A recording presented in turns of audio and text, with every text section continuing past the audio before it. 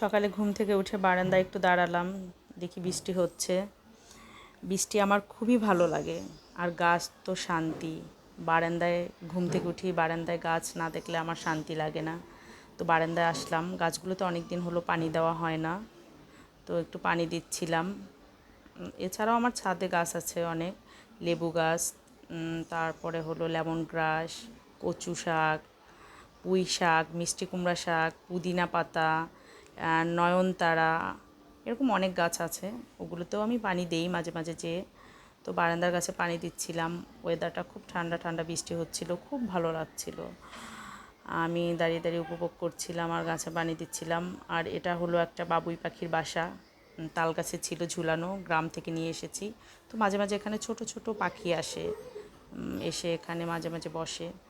এটাও একটা গাছ নিচে রাখা বারান্দায়, এখানে পানি দিচ্ছিলাম। আরও অনেক গাছ আছে এদিকে নিচের দিকে। এগুলো আসলে অনেক দিন হলো ওভাবে যত্ন নেওয়া হয় না, যার জন্য একটু এলোমেলো অবস্থায়। তো পানি দিলাম, একটু দাঁড়িয়েছিলাম, বৃষ্টি দেখছিলাম। এই একটা গাছ, এই গাছটাও পানি দিয়েছি। এই গাছটা কিছুদিন আগে লাগিয়েছি, এখনও ছোট, বড় হয়নি।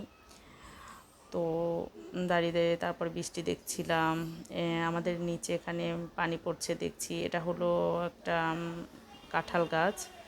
কাঁঠাল গাছটা ভিজে গেছে পুরো, দেখতে খুব সুন্দর লাগছিল। এরপরে চলে আসলাম বেডরুমে। রুমে এসে জানালার পাশে বসে বসে একটু ভিডিও করছিলাম। খুব ভালো লাগছিল, বসে বসে দেখছিলাম বৃষ্টির শব্দ শুনছিলাম। তো এখানে একটা কৃষ্ণচূড়া গাছ আছে, একটু একটু করে ফুল দেখা যাচ্ছে কৃষ্ণচূড়ার, ক্লিয়ার দেখা যাচ্ছে না বৃষ্টির কারণে। নারকেল গাছ আছে, এগুলো দেখছিলাম, বৃষ্টি পড়ছিল, খুব ভালো লাগছিল। তাই ভাবলাম একটু ভিডিও করি, সবার সাথে শেয়ার করি। বৃষ্টি সবারই ভালো লাগে, আমার যেমন ভালো লাগে সবারই ভালো লাগে মনে হয় আমার।